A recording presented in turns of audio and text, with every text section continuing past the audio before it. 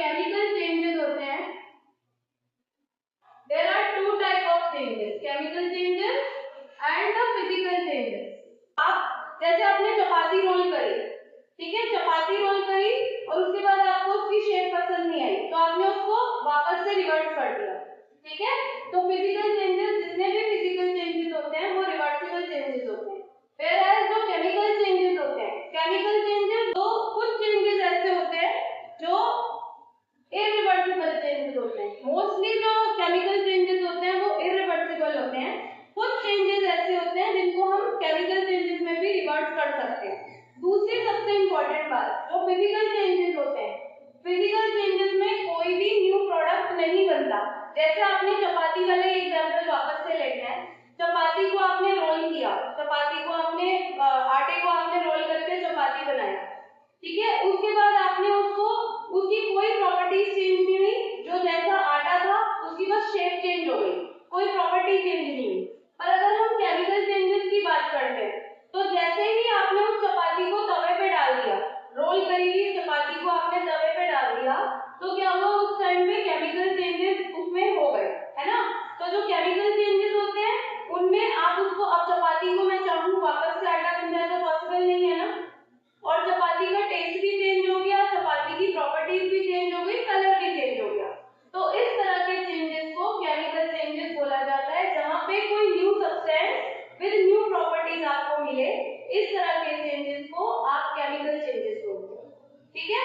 और जब भी कोई केमिकल चेंजेस होगा, कभी भी कोई केमिकल चेंज होता है तो उस केमिकल चेंज को दिखाने के लिए केमिकल रिएक्शंस होते हैं। कोई भी चेंज अगर हो रहा है तो ऐसे तो होगा नहीं, तो वो केमिकल चेंजेस केमिकल रिएक्शंस की फॉर्म में हमें विजुअल होते हैं, हमें दिखाई देते हैं in the form of chemical reactions, ठीक है। तो केमिकल रिएक्शंस की डेफिनेशन एक बार पढ़ लेंगे। The chemical reactions are those in which bonds are broken, bonds बनते हैं, बॉन्ड्स टूटते हैं, ठीक है, बनेंगे भी टूटेंगे भी, और कोई नया सब्सटेंस बनेगा जहां पे उस नए सब्सटेंस की न्यू प्रॉपर्टीज होगी।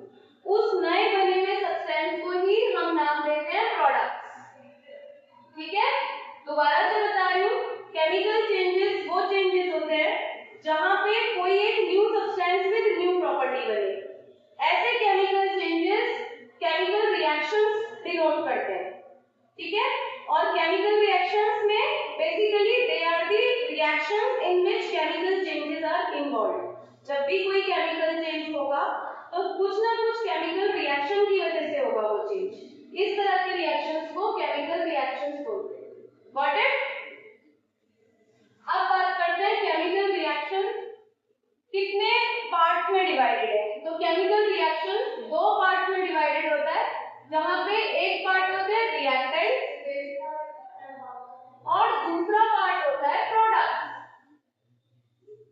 ठीक है। अब रिएक्टेंट्स क्या होते हैं? रिएक्टेंट्स वो केमिकल सब्सटेंसेस होते हैं जो आपस में कंबाइन करते हैं, या कभी-कभी ये स्प्लिट भी होते हैं to give rise to a new product with new properties. तो कहने का मतलब ये है कि जब न्यू सब्सटेंसेस बनते हैं तो या तो वो दो रिएक्टेंट्स की कॉम्बिनेशन से बनेंगे, दो या दो से ज्यादा रिएक्टेंट्स के कॉम्बिनेशन से बनेंगे, कंपोज होकर न्यू प्रोडक्ट्स बनेंगे, ठीक है, समझ में आ रहा है। तो यहाँ पे दो केमिकल रिएक्शंस में दो आप कह सकते हो दो स्प्लिटिंग होती है, एक रिएक्टेंट्स होते हैं, दूसरे प्रोडक्ट्स होते हैं। रिएक्टेंट्स आपस में कंबाइन करते हैं ताकि वो एक न्यू प्रोडक्ट बना सके, new product with new properties, ठीक है, new product with new properties वो बना सके। इसीलिए कुछ केमिकल चेंजेस होते हैं रिएक्शंस की फॉर्म में, ठीक है। एक एग्जांपल देती हूँ आपको इसका ही। जैसे सपोज हमें वाटर की स्प्लिटिंग दिखानी है। वाटर की स्प्लिटिंग हम कैसे दिखाएंगे? ये पानी है, इसको आपने इलेक्ट्रिसिटी इसके अंदर से पास कर दी, जैसे ही आपने इसकी इलेक्ट्रिसिटी इसमें पास की पानी के अंदर तो वो ब्रेक हो गया H2 में और O2 में, ठीक है, H2 और O2 में ब्रेक हो गया, तो इसकी रिएक्शन ये होगी 2H2O gives 2H2 plus O2। ये क्यों हुआ ये मैं आपको अभी इसके बाद बताऊंगी। 2H2O gives 2H2 plus O2।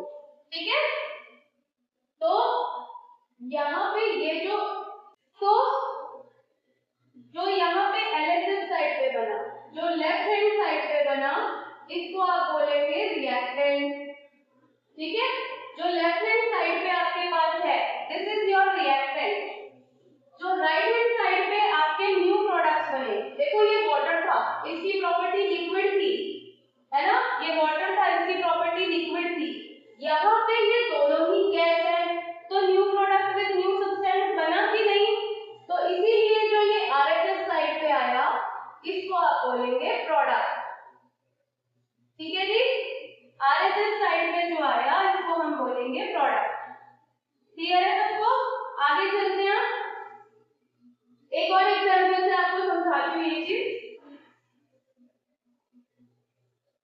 देखो यहाँ पे अगर हम बात करें मैग्नीशियम, मैग्नीशियम एक सिल्वर कलर का रिबन होता है, सिल्वर कलर का एक टेप टाइप होता है, थोड़ा हार्ड मेटल की टेप टाइप होता है मैग्नीशियम। इसमें अगर आप ऑक्सीजन में इसको, ऑक्सीजन की प्रेजेंस में अगर आप इसको बर्न करते हो तो ये कन्वर्ट हो जाता है MgO में, और बैलेंसिंग कैसे करनी है वो मैं आपको अभी इसके बाद बताऊंगी। एज ऑफ नाउ आप ये समझेंगे कि मैग्नीशियम इज अ टेप, इसको ऑक्सीजन की प्रेजेंस में जब आप बर्न करते हो तो ये MgO बन जाता है, दिस विल बिकम MgO।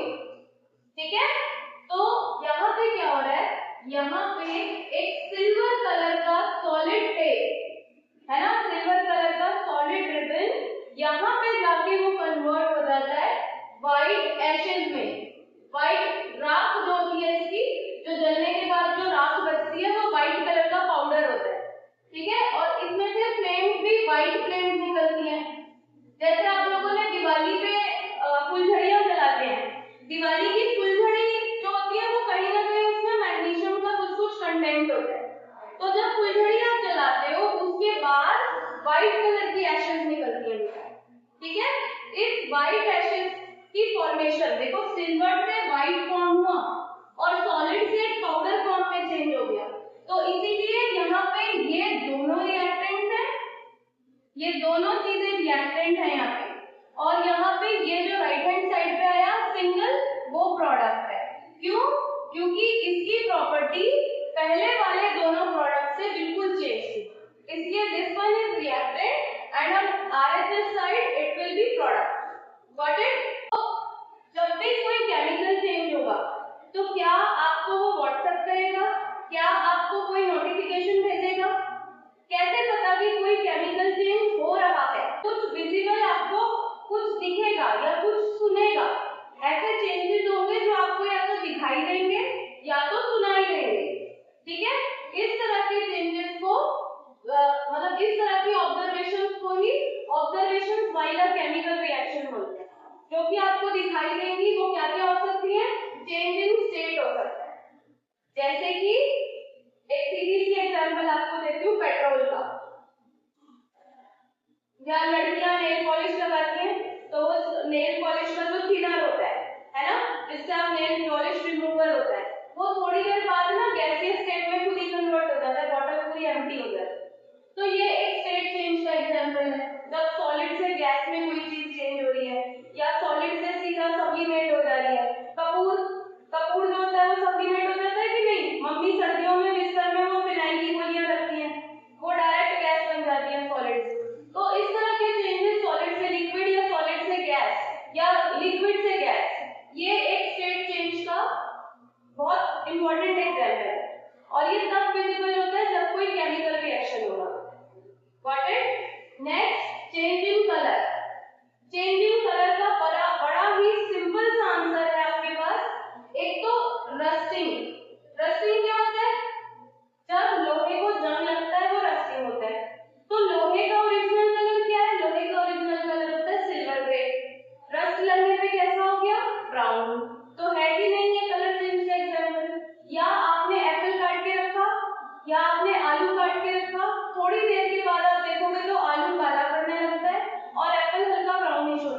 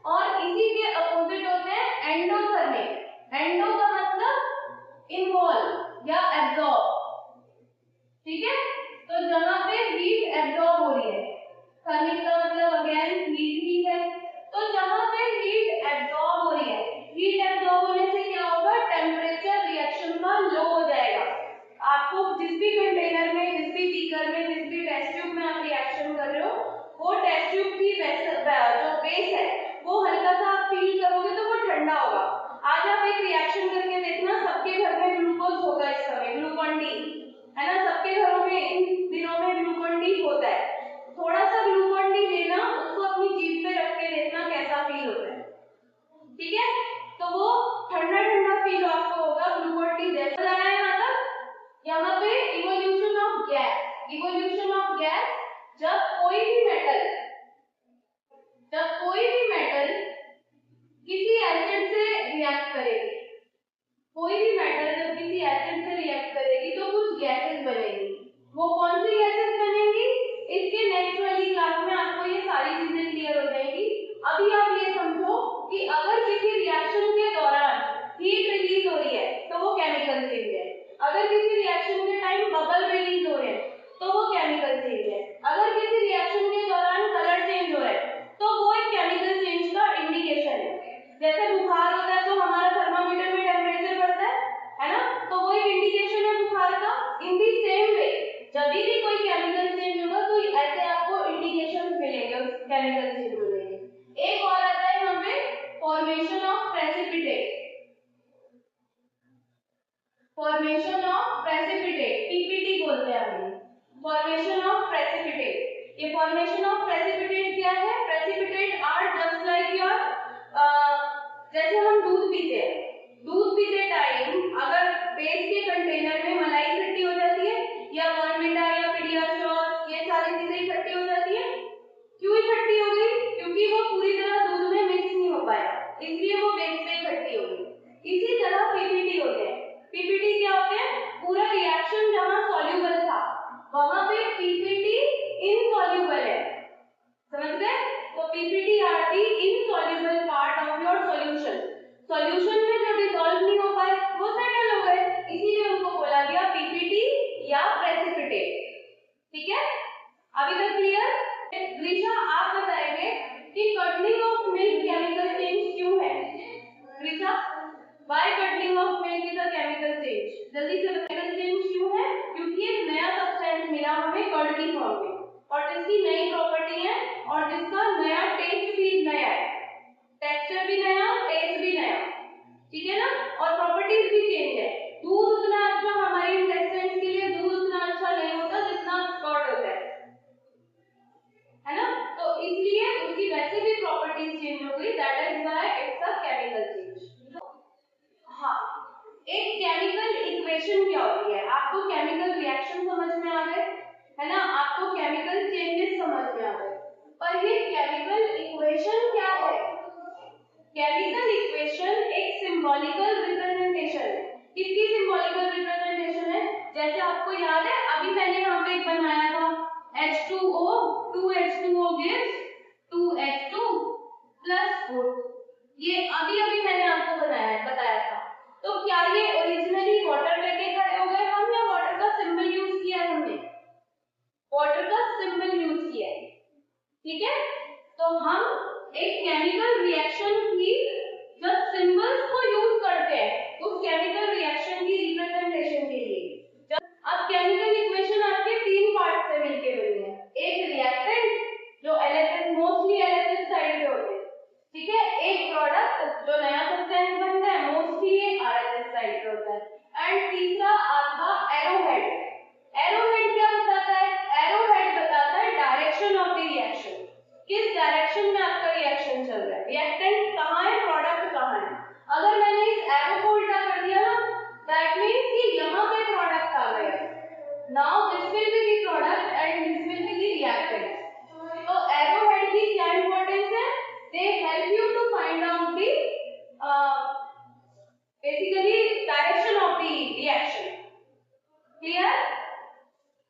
एक बहुत इंपॉर्टेंट चीज कैटलिस्ट। अब ये कैटलिस्ट क्या होता है, रिएक्शन का पार्ट ना होते हुए भी उस रिएक्शन को स्पीड अप कर दे, ऐसे टाइप के केमिकल सब्सटेंसेस को कैटलिस्ट बोलते हैं, ठीक है। जैसे आपको एक बड़ा ही आजकल का लाइव एग्जांपल आपको देती हूँ, युद्ध कहाँ हो रहा है, अमेरिका में और ईरान में, हमारा तो कोई लेना देना नहीं है ना, किसी का लड़ाई से कोई लेना देना, उसका इम्पैक्ट हमारे ऊपर आया कि नहीं, पेट्रोल बढ़ गया कि नहीं, एलपीजी के लिए सब परेशान हुए कि नहीं, है ना। तो वो जो लड़ाई हुई वो एक तरह से वो सबको इम्पैक्ट कर गई और उस रिएक्शन को जो उसका जो इम्पैक्ट है उसको हम बोल सकते हैं कैटलिस्ट, कि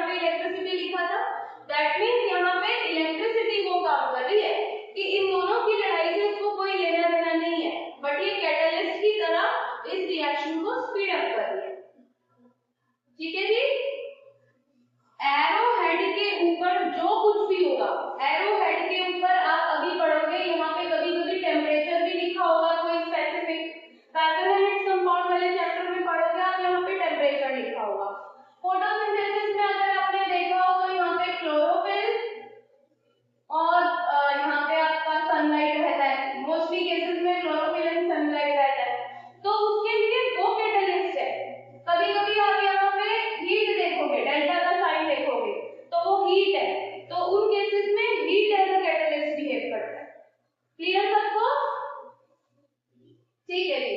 अब ये क्लास 9 का आपका एक टॉपिक है law of conservation of mass. अब आप कहोगे कि मैम जब 9 का है तो हम 10th में क्यों पढ़ रहे हैं? तो 10th में हम ये टॉपिक इसलिए पढ़ रहे हैं क्योंकि law of conservation of mass आपको कहाँ काम आता है? बैलेंसिंग ऑफ इक्वेशंस में। मैंने आपको कहा था ना अभी बैलेंसिंग करेंगे, तो बैलेंसिंग ऑफ इक्वेशंस में आपका law of conservation of mass काम आता है, जो क्या कहता है यहाँ पे आप इसको बोलेंगे मास ऑफ रिएक्टेंट। जितना मास रिएक्टेंट का है उतना ही mass is equal to the mass of product.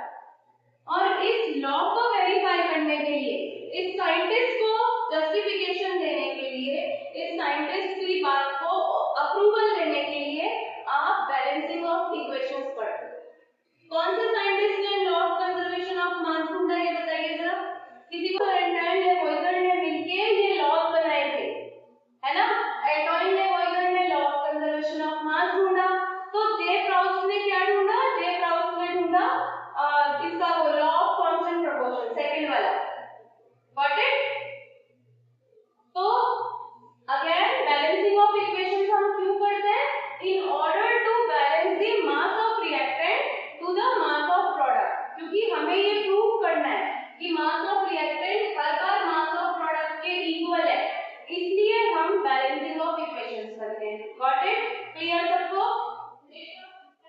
ठीक है, गुड। चलिए अब बात करते हैं कि क्या सारी इक्वेशंस बैलेंस होती हैं। अगर सारी इक्वेशन बैलेंस होती है तो क्या हमें उनको बैलेंसिंग करने की जरूरत पड़ती? नहीं। तो इसलिए सारी इक्वेशंस बेटा बैलेंस नहीं होती हैं, और जो अनबैलेंस्ड इक्वेशन होती है उनको क्या बोला जाता है? Skeletal equation.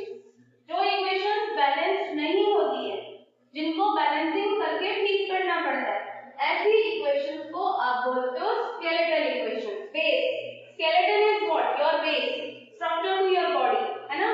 तो इसी तरह जो इक्वेशंस का बेस है, इक्वेशंस का स्ट्रक्चर है, उसको बोलते हैं स्केलेटल इक्वेशन। क्लियर? अब आप इसकी बैलेंसिंग कैसे करोगे? बैलेंसिंग करोगे, दोनों साइड पे नंबर ऑफ एटम्स को देखोगे आप। जैसे अभी अभी हमने एक एग्जांपल किया था, मैंने आपको कहा था इसकी बैलेंसिंग बाद में कराऊंगी। भाई पानी तो H2O ही है ना। इसको जब आपने इलेक्ट्रिसिटी से पास करवाया, इसको कैटलिस्ट दिया, तो ये ब्रेक हो गया H2 में और O2 में, है ना। तो अगर हम दोनों साइड पे नंबर ऑफ प्रोडक्ट और नंबर ऑफ रिएक्टेंट्स की बात करते हैं तो दोनों का मास तो चेंज है। कैसे चेंज है? यहाँ पे हाइड्रोजन का मास 2 है, ऑक्सीजन का मास 1 है। पर अगर हम RHS की बात करें तो यहाँ पे हाइड्रोजन भी 2 है और ऑक्सीजन भी 2 है। तो दिख गया ना कि अनबैलेंस है। हमने क्या करा? पहला स्टेप हमने स्केलेटल इक्वेशन लिख दी, दूसरा स्टेप हमने दोनों तरफ ऑब्जर्व करा कि कौन से जो बेसिकली एटम्स हैं वो मिसप्लेस हैं। ठीक है, तो हमें यहाँ पे समझ आया कि ऑक्सीजन मिसप्लेस है। यहाँ पे ऑक्सीजन अगर 2 है तो यहाँ पे ऑक्सीजन 1 ही है, तो इसको 2 बनाने के लिए हमें क्या करना पड़ेगा? Multiply by 2। ठीक है। अब क्योंकि ये किसी के साथ है, तो आप क्या करोगे? जब भी कंपाउंड्स होते हैं तो उस पूरे कंपाउंड को ही आपको 2 से मल्टीप्लाई करना पड़ेगा बाय डिफॉल्ट। ठीक है, आप इसमें से अकेले ऑक्सीजन को बैलेंस नहीं कर सकते। इसकी एक और चीज बताती हूँ आपको, एक कॉमन सा एग्जांपल, एक छोटू सा एग्जांपल। जब किसी की एक फैमिली होती है ना, और आप उस फैमिली पे कोई बिजली के बिल का लोड डालोगे या अभी पेट्रोल का लोड चल रहा है, तो वो फैमिली के किसी एक इंसान पे थोड़ी पड़ रहा है, पूरी फैमिली पे पड़ रहा है ना उस टाइम पे। अगर पेट्रोल बढ़ गया तो उस टाइम पे पूरी फैमिली पे पड़ रहा है कि केवल पापा पे पड़ रहा है? पूरी फैमिली पे। इसी तरह यहाँ पे कंपाउंड्स में होता है।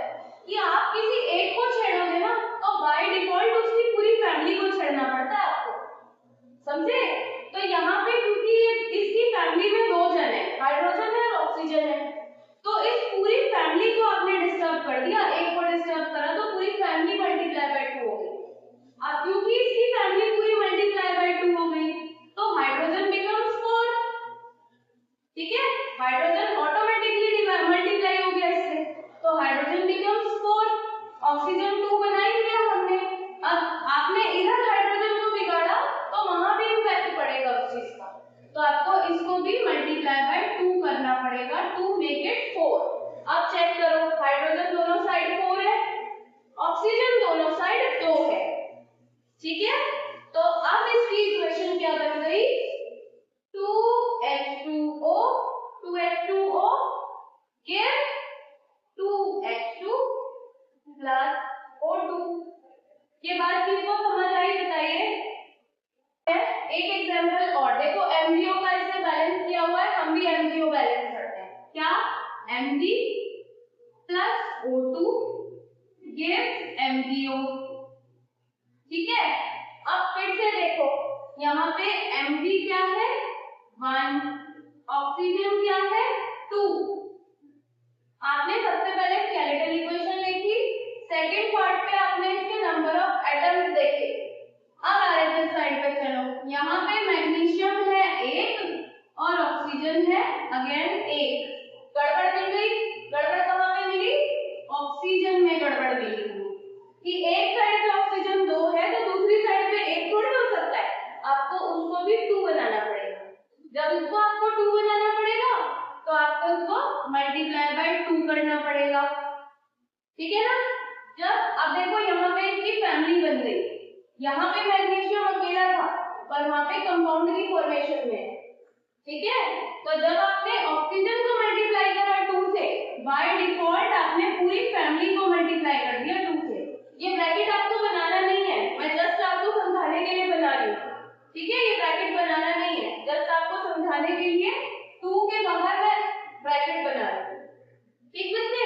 तो जब आपने अब यहाँ पे ऑक्सीजन को तो मल्टीप्लाई बाय 2 कर दिया, पर बाय डिफॉल्ट क्योंकि ये फैमिली मेंबर है इसका, तो ये भी मल्टीप्लाई बाय 2 हो गया।